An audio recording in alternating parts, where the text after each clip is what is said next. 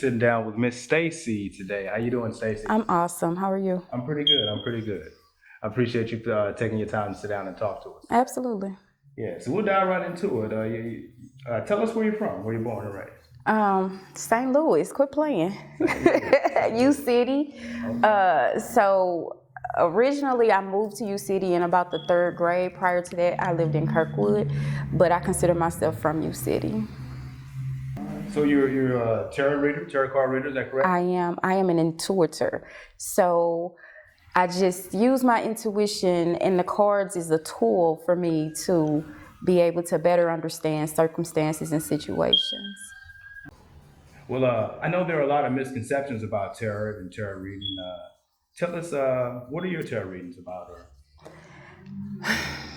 So you can use tarot to just get to the essence of a situation or a problem. So it's anything. It can be anything from, a relationship situation, business, money, finances, careers, just yourself, just reaching into yourself and trying to figure out yourself. There's no particular one subject. I can read on everything. Okay. When did you realize you had this gift? 7 years ago. I didn't start reading for other people till about 4 years ago, but 7 years ago is when I started the journey with tarot. And it's just been very interesting since then, because tarot is just one of the tools that you can use to kind of interpret the spiritual realm, the thought realm, the feeling realm. All non-physical things are basically in the same realm. And so tarot being one of those things that can just get past the physical of the problem, the people, and get to the essence of it. But along the path with tarot, it's opened me up to a plethora of other tools and equipment that I can use to be able to kind of tap into the spirit realm. Okay. Would you consider yourself a good reader, I guess? I am excellent, I feel like, because it's authentic, and I can see past, like I said, I can see past the spoken problem and the spoken words to get to the root of it. And that's one of my specialties, getting to the root of what's really going on and what the person is actually trying to understand about themselves or the situation. Okay. So how does somebody actually choose a tarot reader or the right person to give them a reading? So you should always look for someone that you can kind of vibe with energetically, and you can tell that that person is authentic. Like for me, I will read friends and family, but it's not about money. You know, a lot of people just need the help, just need the guidance. So if it's a tarot reader, we got to get our coins. But if it's a tarot reader that is just really adamant about pay, like they won't even, spend just a couple of minutes to talk to you before you have to pay, be leery of those. And the real flashy ones, be leery of those. But it's kind of like the people like me, the everyday person that's tapped in, that can kind of lead you in the right direction. So if you're unsure, or if the energy doesn't feel right with that person, then just pass. Okay. So tell us about the crystals, and how do they play a part with tarot reading? What is that about? So for me, it doesn't necessarily tie into tarot reading per se. It's the essence of the color of the crystal that helps me amplify what it is I want to pull out of their reading. For instance, if it's a person that is battling some type of negative, situation or experience that they want to get out of, then I know that they need something like black obsidian, because black tends to soak in negative energy and pull it out of the air. So it's not necessarily the type of crystal. It's, for me as a reader, it's the color that I know how to use that in my situation or in that read to help amplify the energies. Okay, and how many different crystals? Oh, there's thousands of types of crystals. You'll see over here, I got a few just kind of on display, but for me, crystals, they're alive. Like they bring a true amplification or reduction of a certain type of energy that you may be looking for. So don't necessarily look at the name of the crystal. Feel the energy of it when you out shopping for them, or if you go into a metaphysical shop and they offer you a crystal, you might want to look into what it is and get the name of it and feel the energy for it. But if you yourself are shopping for crystals for yourself, don't worry about the name. Worry about the energy that you know is going to bring or take away from you. Okay. So for our viewers then, can you explain the different type of decks, and what type of deck do you use? I was told there are different type of decks that you can use. Yeah, there are. So the main deck that I use is the Rider deck. So I really like, tarot started in the 1400s. And so, formally in the 1400s on cards. It existed prior to that on different mediums, but for cards, it was about the 1400s. And so since then, all types, hundreds, thousands of decks have been created. But for me, I tend to gravitate towards decks that I mesh with energetically. Everything is energy for me.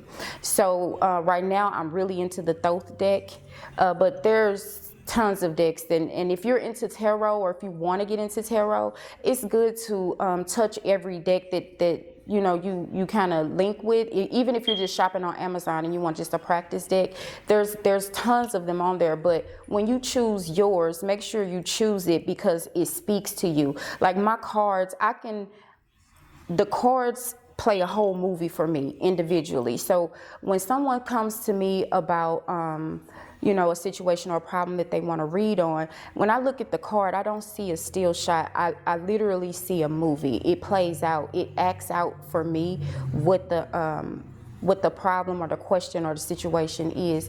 So if your deck don't speak to you like that, then you using the wrong deck. Okay.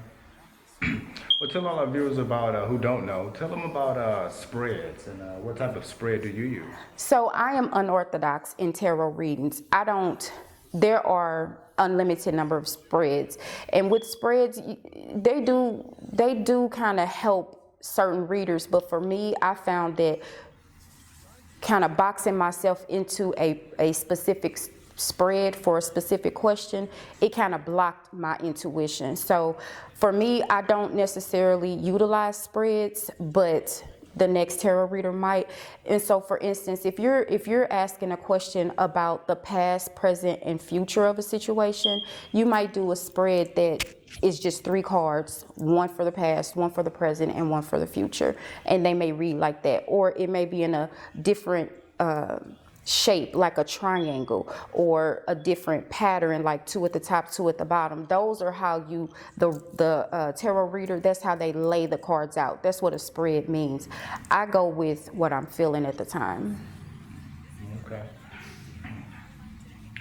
So how does a typical reading go? What is that process like, I guess?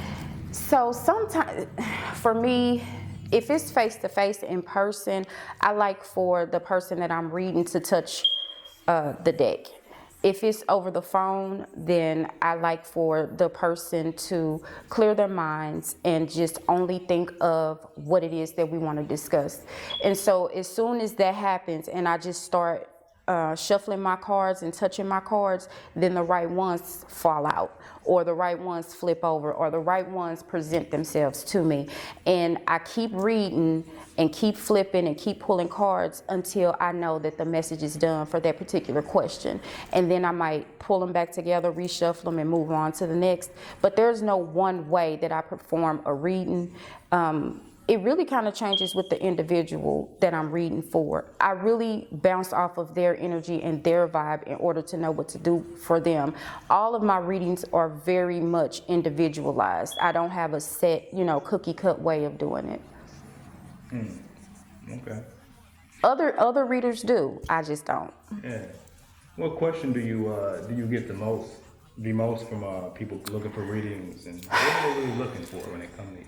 So the interesting part is for me, A lot of people try not to say that they want a love reading, but that's typically what it is. It's about love, relationships, and or money.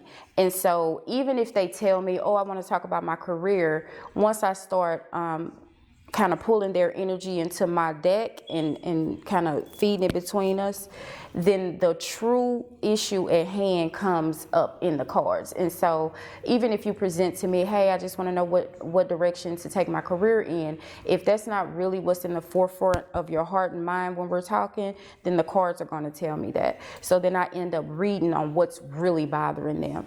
And so even though people start out requesting love or money, it ends up being, you know, whatever is truly on their heart or mind at the time. Okay. But those the main two subjects is love and money. Yeah. Well, have you ever had a reading, I guess, where you've channeled, I guess, something evil or something that made you feel uncomfortable? No, I do no channeling. I'm not a medium. I do not, invite any type of entities or spirits into my body or my vessel to perform a read. It's strictly between myself and my connection to the spirit realm. I don't allow anything to use me in any kind of way. And I don't invoke anything. I don't do any of that. I rely on my relationship with God and the power that God has given me. I don't need anything else in order to do readings. I have had to give bad news, but nothing, nothing weird, like something coming through, nothing like that. What's one of the most challenging things, I guess, as far as being a reader, tarot reader? The truth, to be honest. Humans have decided that the truth is just a little too hard to swallow a lot of times. And so when I have to give news that is not what I know the person wanted me to say, it's a little bit more difficult.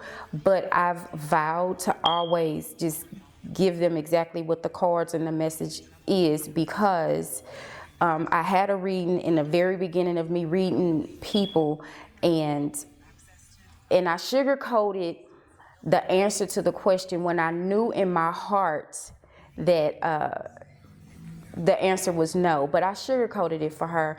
And sure enough, a couple of days later, she called me back to discuss our reading, because what I thought was going to happen actually happened. But what I told her, it didn't pan out that way. So she wanted to talk about it. And I had to apologize for that. So that was one of the most difficult reads I've had, because I knew what the truth was, but I just didn't want to break her heart.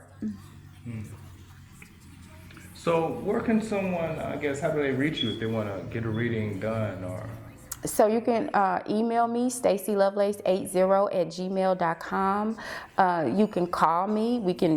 I have a business line, 314-643-6003, and I'm available at any time. It's not necessarily about money and paying me. I'm just here to help. For people that need clarity, if you are in a situation where you just don't know to go right, left, up, or down, that's what my gift is for, to help provide a vision for your path, so that you can actually see where you're going and not feel, clouded or fogged up by life. So sometimes that happens. We have so many things going on and so many different things in our head, we can't necessarily see straight in order to make the next move. And that's for me. You call me for that, and we talk about it. And when we get off that phone, you're gonna have the problem, you're also gonna have the solution. I never do readings and just present someone with their problem or present them with clarity on the problem. We also talk about how to solve those problems so we can get past it. Okay. Is this a very lucrative business? It can be. Maybe if I stop doing free readings. But I love it so much. But yeah, so for me, in this shop, this boutique here, is the finances are going to come in when I start doing this full time. I haven't gotten to the full time place yet, but when I do, then yeah, the money will flow. Yeah. If you're doing what you love and you are using God's gift, the money always flows.